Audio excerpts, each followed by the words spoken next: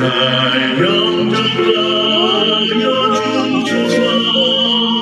내 구주 예수여, 나 구주님께 살리라. 내 기쁨을 열었으니 내 갈 길이 인도하소서. 내 구주 예수여.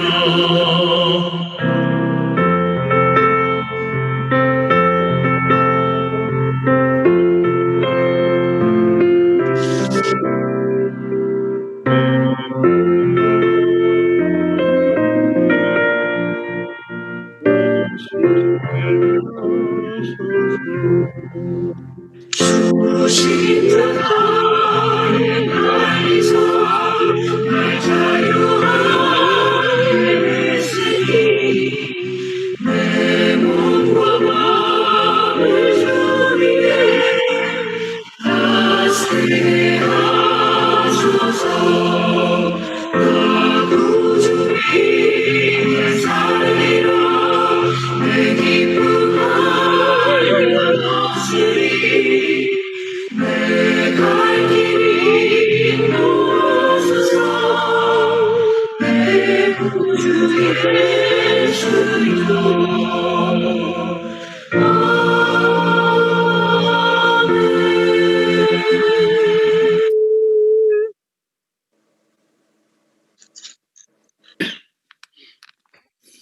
아멘. 이제 오늘 주시는 하나님의 말씀 함께 보겠습니다. 신명기 1장 40절로 46절까지 있는 말씀입니다. 신명기 1장 40절로 46절에 있는 말씀.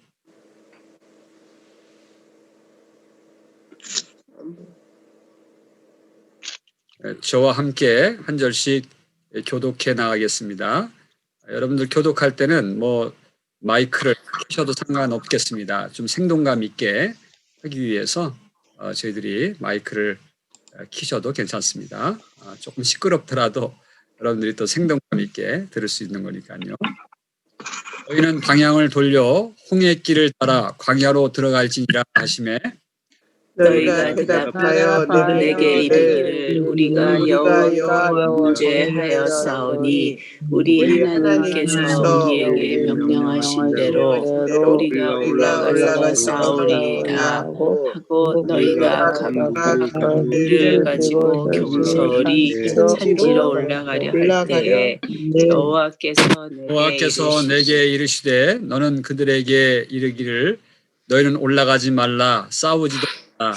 내가 너희 중에 있지 아니하니 너희가 대적에게 패할까 하노라 하시기로 내가 너희에게 말하였으나 너희가 듣지 아니하고 여호와의 명령을 거역하고 거리낌 없이 산지로 올라가매 그 산지에 거주하는 아모리 족속이 너희에게 마주 나와 벌떼같이 너희를 쫓아 세일산에서 쳐서 호르마까지 이른지라.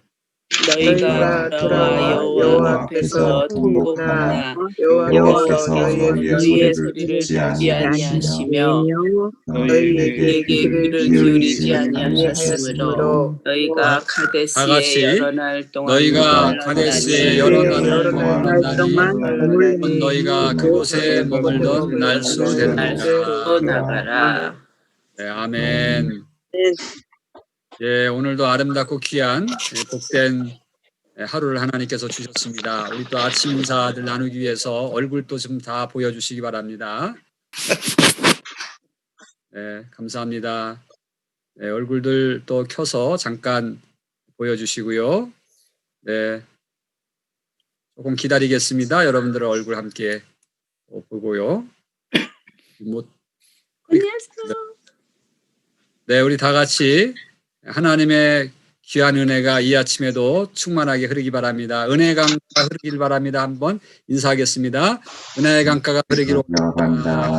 은혜의 강가로 흐르기를 바랍니다.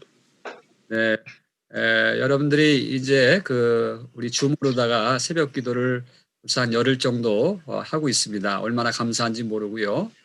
이제 우리 교회 새벽 기도에 또 여기저기서 좀 조인하고 싶은 분들이 계셔서 또 함께 공부를 하면서 부담 없이 들어오도록 그렇게 저희들이 이야기를 합니다. 그런데 부담이 없는 거는 좋은데 우리가 하나님 앞에 앉아 있다, 하나님께 예배 드린다라고 하는 그 마음이 있어야 될 것 같습니다. 그래서 이게 하나의 그 유튜브에서 그냥 보는 예배가 아니라 우리는 이 아침에 드리는 예배가 되기 때문에 이 생방송으로 하는 이 예배는 우리가 여러분들 예배의 마음을 가지고 하시면 좋겠다 그렇게 생각이 되고요. 또 우리가 기왕이면 이렇게 가리고 하는 것도 중요하지만 좀 열고 하는 것도 중요하겠다. 제가 요즘에 열흘 정도 새벽 기도하면서 느끼는 게 내 자신에 대해서 좀 거룩한 부담을 느끼고 하는 게 중요하겠다는 그런 생각이 들었어요. 그래서 여러분들 새벽에 나올 때 내가 하나님 앞에 앉아 있고 또 우리 공동체가 하나 되어서 하나님 앞에 예배 드린다라고 하는 그런 마음을 가지고 이제 하나하나 우리 영성을 쌓아갔으면 좋겠다는 그런 생각이 듭니다. 요즘에 미디어 시대이기 때문에 우리가 미디어에 익숙하다 보니까 또 편한 게 익숙해질 때가 있어요. 그러나 여러분의 앉은 자리가 교회가 되고 여러분의 앉은 자리가 정말 하나님의 임재 장소가 되기 위해서는 이 아침마다 성경 공부를 물론 하지만 이 자리가 예배의 자리가 되어야 되겠다. 그런 생각이 제 마음속에 왔습니다. 그래서 여러분들이 가능하시면 얼굴도 보이시고 또 이렇게 같이 팔로우업을 하면서 공감을 하면 좋겠다 그렇게 생각이 되었습니다. 뭐 부담이 되셔서 갑자기 어떤 애들 또 이렇게 학교 보내야 된다든가 이런 사정 있으신 분들은 중간에 이렇게 얼굴 클릭해서 잠깐 화면을 끄셔도 상관없습니다. 그러나 웬만하면 들어올 때는 다 이렇게 함께 얼굴을 보이시면 더 좋겠다 그렇게 생각이 되어집니다. 그리고 우리 통성 기도할 때 2, 3분 정도는 우리가 함께 마이크를 켜놓고 이렇게 하니까 이게 하나 목소리가 굉장히 중요하거든요. 그래서 하나 된 마음을 가지고 우리가 서로서로 하고 그 다음부터는 여러분들이 방해받지 않도록 마이크를 끄시고 그리고 음악을 들으면서 하나님과 깊은 그러한 교제의 시간을 가지시면 좋겠다는 생각이 듭니다.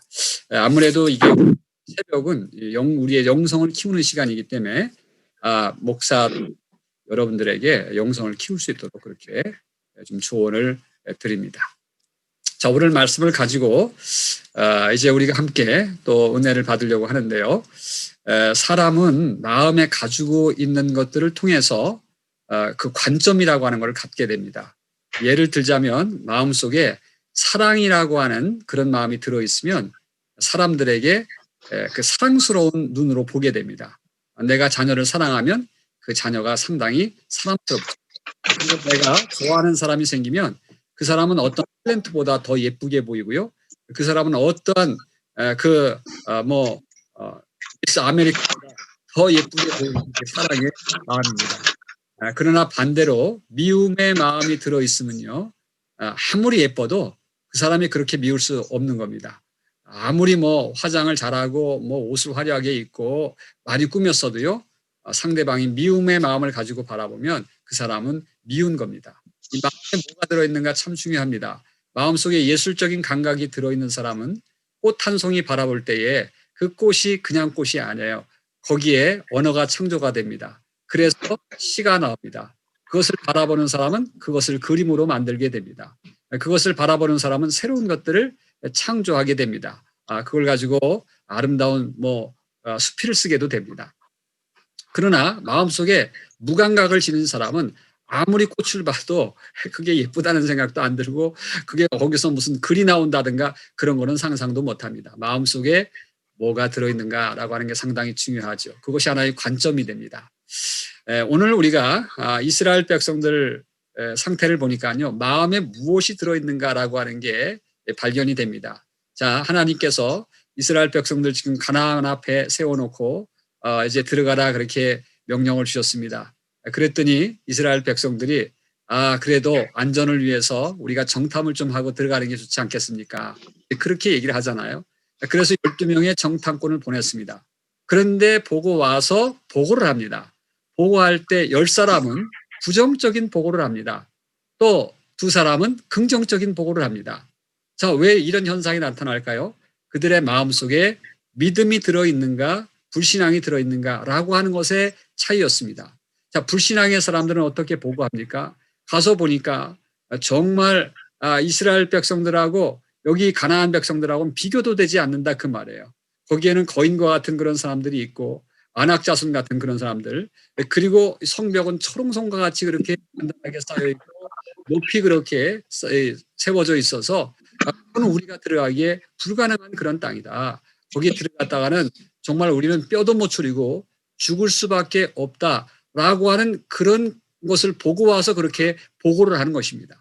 그들에게 우리는 밥이다 말이지. 우린 가서 잡혀 먹기 딱 좋다. 그렇게 보고를 했습니다. 그러나 믿음의 사람 갈렙과 여호수아는 어떻게 보고를 하죠? 걱정하지 마라. 두려워하지 마라. 그들은 우리의 밥이다. 하나님께서 가서 정복하라 그러면 정복할 수 있는 그들은 우리의 밥이다. 자, 나는 그들에게 보일 때 밥입니다라고 하는 사람하고 그리고 우리가 그들을 볼 때 밥입니다라고 하는 사람하고는 너무나도 많은 차이입니다. 그 차이가 어디서부터 나왔다고요? 다름 아닌 마음에 있는 것, 마음에 들어있는 것에서부터 그 차이가 나왔다라고 하는 것입니다. 여러분, 믿음의 사람과 불신앙의 사람은 이렇게 보는 관점이 다릅니다. 세상을 보는 관점이 완전히 다르게 되어 있습니다. 그래서 어떤 현상이 나타납니까? 믿음의 사람과 불순종의 사람들은요, 이게 대립이 되게 되어 있습니다. 성경에 있는 말씀에도 불신앙의 사람 이스마엘이 신앙의 사람 약속으로 나온 이삭을 공격했다, 괴롭혔다라고 하는 그런 말씀이 나옵니다. 우리도 이제 신앙의 세계에 들어와서 살다 보면 그렇구나라고 하는 거 깨닫게 되게 되어 있습니다. 왜냐하면 불신앙의 사람과 신앙의 사람이 이렇게 갈등을 하게 되고 부딪히게 되고 그리고 이렇게 뭔가 좀 힘들게 되는 그런 경우들이 많이 있어요. 이거는 다름 아닌 이 내적인 싸움입니다. 알고 보면 그 사람 안에 어떤 것이 들어있느냐에 의해서 그것이 하나의 갈등의 요소입니다. 믿음이 들어있는가 그렇지 않은가. 그리고 대부분 이 불신앙의 사람들과 믿음의 사람들이 부딪힐 때는 언제든지 신앙의 사람들이 믿음의 사람들이 고난을 받게 돼 있습니다. 여러분 구약시대 때 보세요. 선지자 예언자 같은 분들 엘리야 다니엘 다 이런 분들 우리가 구약 선지자들 쭉 보면서 세상의 핍박을 받고 권력 있는 사람들의 핍박을 받고 참 불신앙의 사람들에게 어려움을 당하는 그런 모습들을 쭉 성경 속에서 지켜보게 됩니다. 우리 신약 성경에 와서도 마찬가지입니다. 특히 신약 성경에 보면 예수님 정말 진리의 예수님 온전히 예수님이야말로 정말 진리 덩어리 아닙니까? 믿음 덩어리 아닙니까? 그런데 예수님께서 오셔서 핍박을 받으십니다. 누구에게요? 불신앙적인 사람들. 그런데 또 더 중요한 것은 꼭 믿음 없는 불신앙적인 사람이라고 볼 수 없는 그런 사람들에게까지도 예수님은 핍박을 당하세요. 그 사람들이 누구지요? 유대 지도자들, 종교인들인데 신앙인들의 불신앙을 가진 사람입니다. 자, 겉모습은 신앙입니다. 그들은 오랫동안 신앙의 틀 안에서 자라온 사람들입니다. 그러나 진정한 그 믿음을 갖지 못한 신앙인들의 껍데기는 신앙인데 안에 진정한 신앙을 갖지 못한 불신앙의 사람들에 의해서 예수님께서 핍박을 당하셨던 것입니다. 아울러서 예수님의 제자, 예수님의 뒤를 따라갔던 그러한 예수님의 제자들 역시 고난을 당하게 되죠. 초대교회 교인들 어떻습니까? 로마 시대 때 살았던 초대교회 교인들은 10대 박해 가운데 들어갔던 사람들입니다. 그러니까 대부분 믿음을 지키려고요. 대부분 신앙을 지키려고 정말 하나님 아니면 안 됩니다. 라고 하는 그 믿음 지키려고 했던 사람들은 거의 다 로마의 박해를 받고 죽음에 이르고 죽되 처절하게 그렇게 사자에 물려서 화형에 당하면서 그렇게 죽었던 것을 보게 돼요. 여러분들 바울의 선교 여행 우리가 성경에서 봅니다. 얼마나 많은 핍박을 받습니까? 돌에 맞기도 하고요. 감옥에 갇히기도 하고요. 태형에 처하기도 하고요. 정말 40에 감한 그런 채찍에 맞아서 거의 죽을 고비도 이르게 되고요. 뭐 잘못했을까? 바울이 잘못한 게 뭐가 있을까? 사람들에게 뭘 해를 미쳤을까? 아니에요. 아무런 해를 미친 게 없어요. 도둑질한 것도 아니에요. 깡패짓한 것도 아니에요. 사기꾼한 것도 아니에요. 그런데 바울이 고난받거든요. 믿음의 사람이기 때문에 그래요. 하나님의 말씀 믿음으로 외쳤는데 그 말씀을 이상하게 여기고 그 말씀에 대해서 대적적인 그런 마음이 생기니까 괴롭히게 됐던 것이에요. 여러분, 이게 성경 속의 이야기만은 아니잖아요. 근세의 이야기를 보면, 우리 선교사들의 이야기를 보면요, 선교사들이 많은 고난을 받고 피 흘림을 당합니다.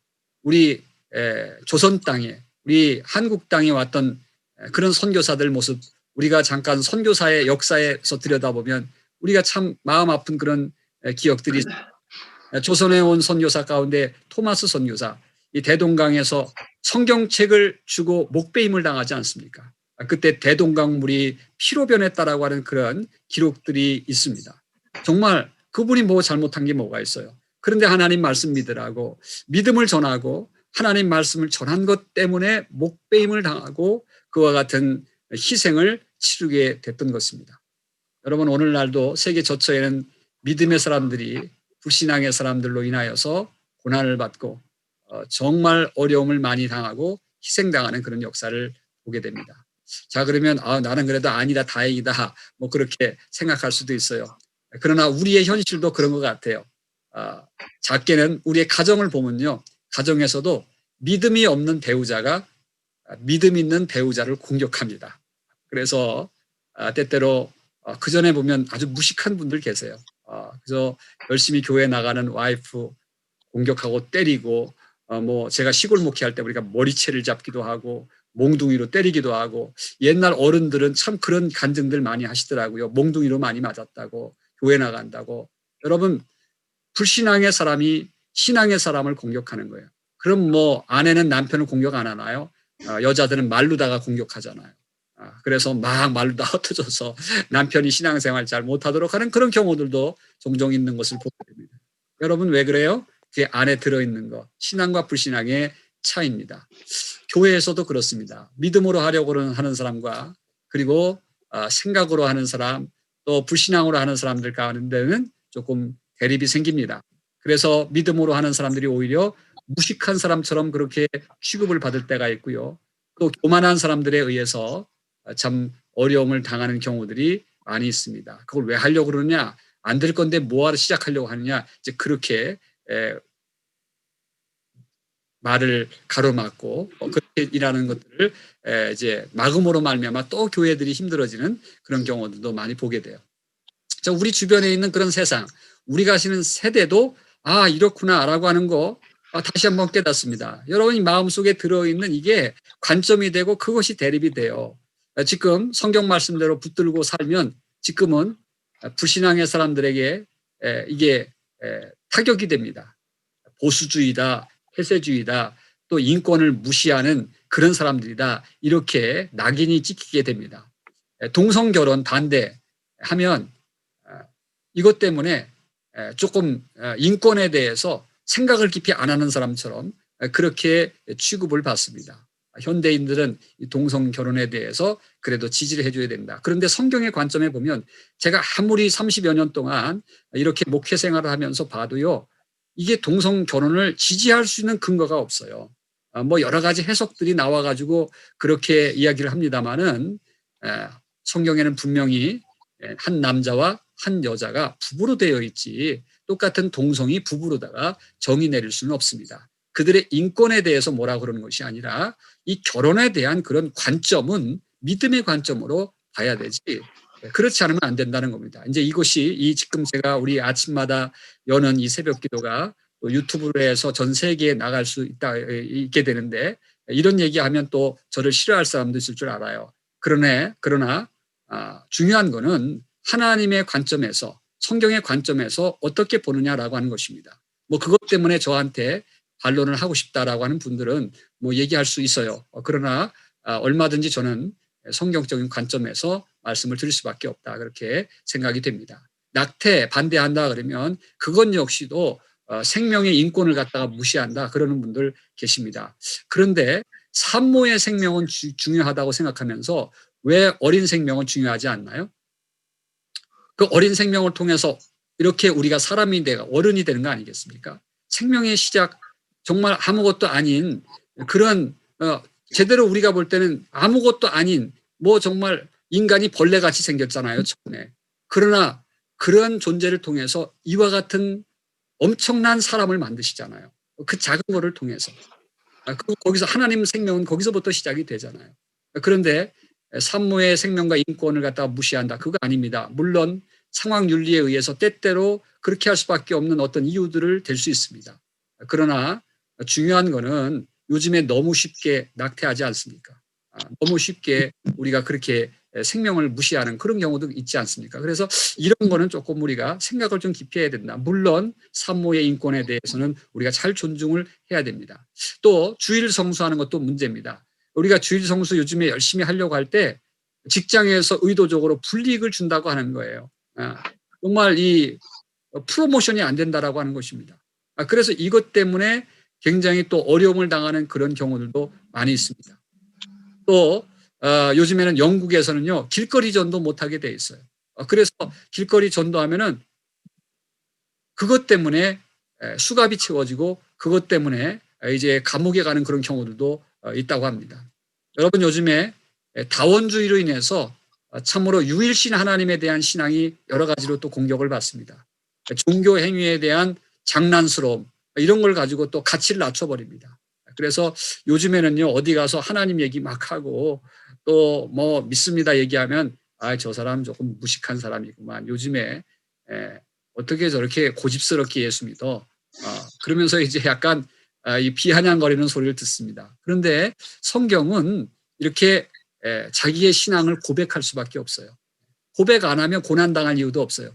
그런데 고백을 하기 때문에 그 바른 소리를 하기 때문에 믿음의 소리를 하기 때문에 그것 때문에 싫어하게 되고 싫어함을 받게 되고 미움을 받는 경우가 많이 있다라고 하는 것입니다.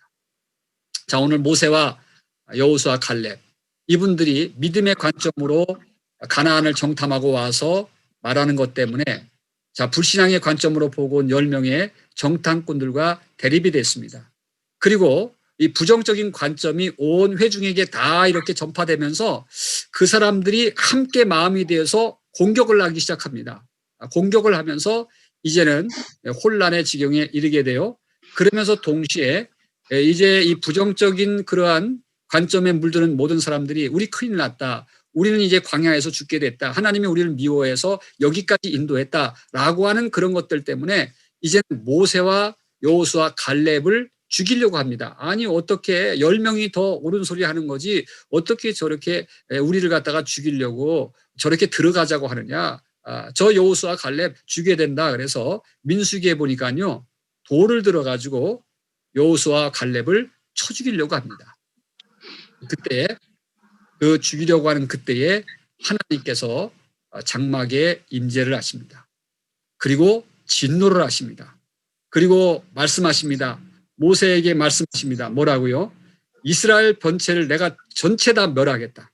전염병으로 다 진멸하겠다. 그러면서 너를 중심으로 해서 새로이 다른 선민을 택하여서 새로운 민족을 세우겠다. 여러분 하나님께서 진노하셨어요. 하나님께서 너무너무 화가 나셨어요. 불신으로 가는 이스라엘 백성들을 바라보면서 하나님께서 나타나셔서 그와 같이 새로운 계획을 세우면서 다 쓸어버리겠다고 그렇게 말씀하십니다. 그럴 때에 모세가 어떤 면에서 하나님께서 이렇게 해서 새롭게 시작했으면 좋겠다라고 하는 그런 마음을 가지고 알겠습니다 하나님. 하나님께서 그렇게 하십시오. 그렇게 했다면 이스라엘 백성들 살아남지 못했을 거예요. 그런데 모세가 민수기 14장 13절 이하에 가서 보니까 무릎을 꿇습니다. 그리고 하나님 영광스러운 하나님, 하나님은 자비하신 하나님 아니십니까? 그리고 하나님 앞에 중보기도 드려요. 하나님 우리 민족 다시 살려주세요.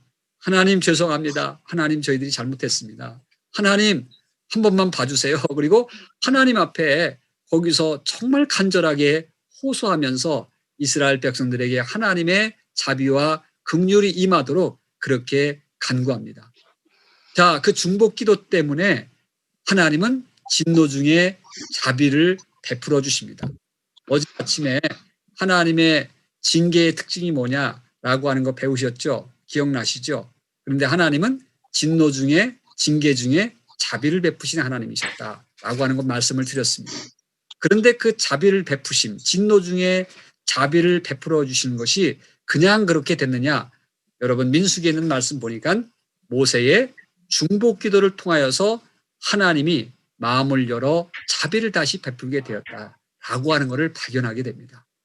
여러분 우리가 여기서 참 중요한 거 깨닫게 됩니다. 하나님은요 우리에게 징계의 시간이 있어요. 하나님은 우리에게 정말 심판의 시간을 가지고 계세요. 우리가 잘못했을 때 계속해서 권면하고 바르게 세우고 그러시지만 하나님께서 때가 되면 징계를 하세요. 그런데 그 징계 중에도 우리가 은혜의 길을 열어갈 수 있고 그 진노 중에도 우리가 자비를 갖다가 받을 수 있는 건 뭐냐? 기도하는 사람들이 있을 때. 기도하는 사람들이 있을 때. 그럴 때 우리가 부모의 기도 때문에 자식이 진노 중에도 하나님의 긍휼을 받을 수 있는 것이고 기도하는 중복 기도자가 있을 때 우리가 그 사람 때문에 진노 중에 하나님의 은혜를 받을 수 있는 길들이 열릴 수 있다라고 하는 것을 우리가 깨닫게 되는 겁니다. 저는 그런 측면에서 우리 교인들이 서로 기도해 주는 것 상당히 중요하다고 생각합니다. 그래서 서로를 위해서 기도해 주는 것, 그래서 하나님의 자비와 긍휼이 흐를 수 있게 만드는 것 너무 중요합니다. 오늘 우리는 이런 새벽 기도들을 통해서 서로 중복 기도해 주는 것 너무너무나 중요해요. 우리 교회를 위해서 여러분들이 중복 기도해 줄 때 교회가 때때로 하나님의 징계의 대상이 될 때도 있어요. 그런데 하나님의 긍휼을 갖다가 받을 수 있는 것은 다름 아닌 우리가 이렇게 기도하는 사람들이 먼저 기도하는 사람들이 깨어서 기도할 때 하나님의 은혜와 긍휼은 흐를 수 있다는 겁니다. 여러분들 저는 그런 측면에서 또 개인적으로 담임 목사의 사명이 중복 기도의 사명이구나 라고 하는 것도 깨닫습니다. 여러분 오늘 모세가 이스라엘 백성들을 위해서 기도했듯이 담임 목회자들이 목사들이 우리 성도들을 위해서 한 분 한 분 위해서 기도한다고 하는 것 참 중요하구나 라고 하는 것 깨닫습니다. 여러분들 목사님한테 목사님 이거 기도 부탁해요 이렇게 좀 하는데 아유 부담스러울까 봐요. 부담 드리기 뭐 해서요. 그래서 뭐 얘기 안 하시는 분이 있는데 그거는 잘못된 겁니다. 여러분들 목사는 여러분들의 중복 기도를 받으라고 있는 자리더라고요. 그렇게 세워놓으신 그런 위치더라고요. 그래서 다른 분들한테 다 기도 뭐 얘기해놓고 목사님한테는 얘기 안 해놓고 나중에는 목사님이 그것도 몰랐어 이런 분들이 계속 가끔가다 계시더라고요. 근데 그거는 잘못된 거예요. 우선 담임 목사한테 얘기하는 거 중요합니다. 그래서 중복 기도 하도록 하시고요. 주변에 있는 분들에게 부탁하시고요. 그것이 신앙의 절차고 신앙의 예의고 또 그렇게 해야 그것이 사명의 자리를 서로 잘 지켜나가는 겁니다. 그래서 중요한 겁니다. 이게 지금 이렇게 진노 중에 자비를 일으키는 이 모세의 기도를 보면서 이게 참 이 중복 기도 서로 해야 되겠구나 라고 하는 것을 깨닫게 되는 것입니다. 자, 이렇게 모세의 기도를 통해서 하나님께서 진노 중에 자비를 베푸시고 일단 수습이 됩니다. 그러나 하나님께서 그 다음에 말씀하십니다. 자, 일단 수습은 하지만 이 백성들은 앞으로 가나안 땅에 들어갈 수 없을 것이다. 이제는 1세는 다 그들은 광야에서 죽을 것이고 2세들이 들어갈 것이라고 하나님 맹세를 하십니다. 그러니까 그제서야 이스라엘 백성들이 아차 싶어가지고 정신이 들어 울며 회개하기 시작합니다. 아이고 하나님 우리가 잘못했습니다. 이 가나안 점령하라 할 때 저희들 했어야 되는데 못해서 죄송합니다. 하나님 저희들 용서해 주세요. 그러면서 이제 그 가나안에 들어가고 싶은 그런 마음은 있으니까 그렇게 하나님 앞에 이야기하고 그리고 우리들이 이제라도 가나안에 올라가서 정복하겠습니다. 순종하겠습니다. 이렇게 나옵니다. 그리고서 막 그 군사적인 채비를 가지고 가나안에 올라가려고 막 그래요. 그럴 때에 하나님께서 모세에게 말씀을 주십니다. 신명기 1장 42절 오늘 있는 말씀을 보니까 여호와께서 내게 이르시되 너는 그들에게 이르기를 너희는 올라가지 말라 싸우지도 말라 내가 너희 중에 있지 아니하니 너희가 대적에게 패할까 하노라 그렇게 하나님 말씀을 주십니다. 여러분 있다고 하는 것입니다. 회개할 때가 있고 순종할 때가 있어요. 버스 지나간 뒤에 손 흔들면 뭐 하냐고 하는 것입니다. 하나님께서 결론을 딱 내려놓았을 때는 회개는 늦어버린 것입니다. 하나님 다른 방법을 가지고 진노 중에 자비를 베푸셨어요. 진노 중에 자비를 베푸신 건 다른 방법을 마련해 놓으셨다는 겁니다. 여러분 우리가 어떤 통로를 통해서든지 바로 그때그때 때를 잡고 그때그때 순종하는 게 너무나도 중요합니다. 하라 할 때는 빨리 해야 돼요. 하지 말라 할 때는 하지 말아야 됩니다. 빨리 하지 않는 그런 순종을 해야 됩니다. 그래야 하나님의 축복이 함께하는 것을 보게 됩니다. 오늘 이스라엘 백성들은 너 올라가지 말라 그렇게 하나님께서 막 명령하셨어요. 올라가봤자 너희들 패한다. 이미 나는 결론을 내렸다. 그러면 하나님께서 올라가지 말라라고 하는 그 말씀 주셨으니까 이제는 아까는 하라고 했지만 지금은 하지 말라라고 했으니 하지 마는 게 또한 순종입니다. 그런데 이스라엘 백성들 어떡하지요? 우리가 다음 지도 보면은요. 우리가 올라가지 말라 그랬는데 올라갑니다. 그래가지고 여기 막 화살표가 있는 지금 그런 그림이 나옵니다. 거기가 가데스 바네아 지금 모여있는 이스라엘 백성들이 가나안 땅에 들어가려고 모여있는 그 장소입니다. 그런데 화살표가 있죠. 위로 쭉 올라가다 보면 그 왼쪽에 호르마라고 하는 곳이 있습니다. 그리고 마라시라고 하는 곳이 있는데 그곳에 가서 이제 전투를 합니다. 아니 올라가지 말라고 할 때는 가라고 할 때는 안 가고 올라가지 말라고 할 때는 아닙니다. 하나님 순종하겠습니다. 늦게라도 하겠습니다. 이러고서 지네들 멋대로 올라갑니다. 거기 가면 내가 너희들과 함께 하지 않기 때문에 패하리라 그랬는데 그 말 무시하고 올라갑니다. 어떻게 됐겠어요? 이스라엘 백성들 대패합니다. 그래서 거기 호르마라고 하는 곳이 있죠. 민수기 14장 39절로 45절에 있는 말씀 또 오늘 읽은 말씀 41절로 46절에 있는 말씀에 보면 대패합니다. 그래가지고 거기서 많은 사람들이 죽고 그리고 패하여서 다시 가데스 바네아 자기네 진영으로 내려와서 통곡하는 그런 소리를 내고 있습니다. 신명기 1장 45절 오늘 끝절에 있는 말씀 보면 너희가 돌아와서 여호와께서 통곡하나 여호와께서 너희의 소리를 듣지 아니하시며 너희에게 귀를 기울이지 아니하셨다 그럽니다. 오늘 우리가 기도할 때 하나님께서 들으실 때가 있어요. 그런데 기도해도 하나님께서 듣지 않을 때가 있다라고 하는 것을 깨달아야 됩니다. 하나님께서 때를 주셨어요. 하나님의 때에 하나님께서 원하시는 것들을 해나가는 그 순종. 그때 오늘 우리들은요. 하나님 안에서 참 때가 일어나고 하나님께서 주시는 열려져가는 걸 보게 됩니다. 그러나 이미 때가 지나서 하나님의 심판의 때가 되고 마지막 때가 되고 종말이 되었을 때 하나님은 더 이상 듣지 아니하신다라고 하는 걸 우리가 기억하게 됩니다. 그렇습니다. 오늘 우리들이 철저한 이 신기를 통해서 먼저 하나님의 마음을 배우게 되고요. 그리고 순종과 불순종의 차이가 무엇인가라고 하는 것을 깨닫게 됩니다. 이제 말씀을 정리합니다. 우리는 하라는 것에 할 수 있는 분별과 결단과 순종의 사람이 되도록 그렇게 노력해야 됩니다. 하지 말라 할 때 하지 않을 수 있는 분별과 결단과 순종의 사람이 되도록 우리 신앙을 만들어 가야 됩니다. 그렇게 도를 뜯어 가야 됩니다. 그래서 오늘 이 아침에 우리가 함께 그렇게 기도했으면 좋겠습니다. 내가 2021년도에 주님이 내게 하시라는 것이 무엇인지 알게 하여 주옵소서. 그리고 순종할 용기를 주옵소서. 내가 2021년도에 우리 교회에서 하시라는 일이 무엇인지 알게 하시고 그리고 순종할 용기를 주옵소서. 하나님 하라는 것에 할 수 있는 순종의 용기를 주시고 또 하지 말라는 것에 하지 않을 수 있는 순종을 주시옵소서. 우리가 개인적으로 또 가정적으로 또 교회적으로 그렇게 좀 놓고 기도하고요. 나라와 민족을 향해서도 하나님께서 이 나라와 민족을 통해서 해야 될 일들을 우리 지도자들이 할 수 있도록 순종의 용기를 주세요. 지도자들이 하지 말라는 것에 하지 않을 수 있는 지혜와 절제와 순종의 용기를 주옵소서. 이런 기도까지 확장해서 우리가 나가기를 바라겠습니다. 오늘도 우리들은 불순종의 사람들을 통해서 순종을 배웁니다.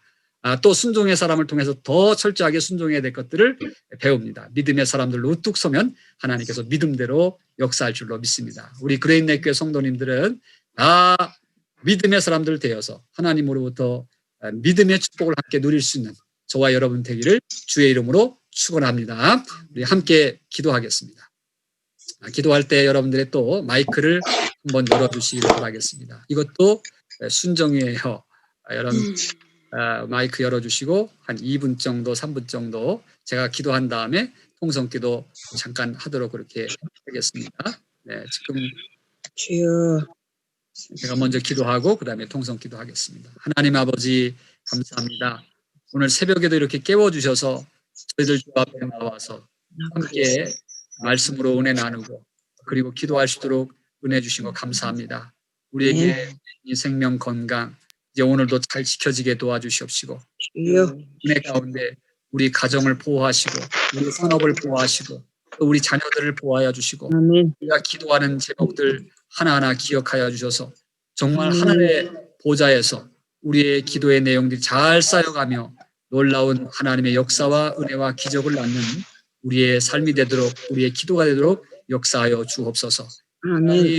오늘 이 아침에도 함께 기도하려고 합니다. 오늘 순종에 대해서 배웠고 불순종에 대해서 배웠습니다. 우리 순종의 사람들로 세워져서 믿음을 우리 마음에 담고 살아가는 사람들 되어서 믿음의 복을 받을 수 있는 우리 모두가 되도록 인도하여 주옵소서. 선한 영향력을 오늘도 끼치고 하나님의 빛을 나타낼 수 있는 우리의 삶이 되도록 역사하여 주옵소서. 여러 가지 기도할 때도 하나님 놀랍게 역사하시는 이 은혜의 시간 될 줄로 믿사오고 거룩하신 쓰름 받들어 간절히 기도드리옵나이다. 아멘. 아멘. 다 같이 주여 인사하고 오늘 기도 제목부터 기도하겠습니다.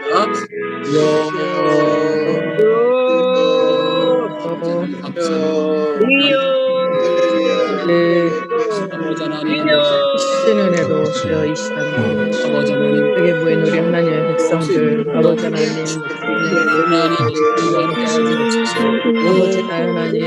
아버지 하나님 말씀 우리 안에 주여 하나님, 아버지의 뜻을 이뤄가는 자들을 위한 하나님 안에서 아버지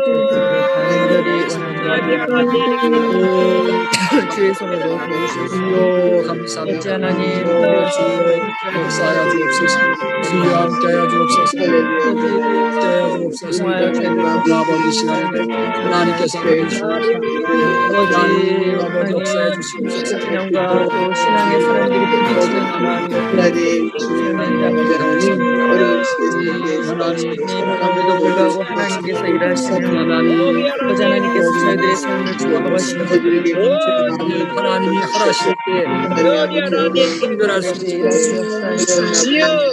그래서 우리 공동체가 연합하여 기도하며 우리가 이 영적인 아버지 흐름을 주도해 갈 수 있는 하나님의 백성들 되어주도록 주님 역사하여 하나님 아버지 우리들의 심령들이 아버지 하나님 메말라 있지 않게 하시고 늘 물된 동산 같은 축복을 허락하여 주옵소서. 아버지 하나님 하나님께서 우리 이 교회가 아버지 하나님이셨던 하나님께서 하나님의 말씀을 들고 하나님 선포하며 아버지 세상을 향하여서 우리가 이제 아버지 하나님 분이 되는 재단 되게 하시고 모든 성도들이 능력을 가지고 예수 이름으로 승리해 갈 수 있는 하나님 가지고 교회가 될 수 있도록 주시옵소서.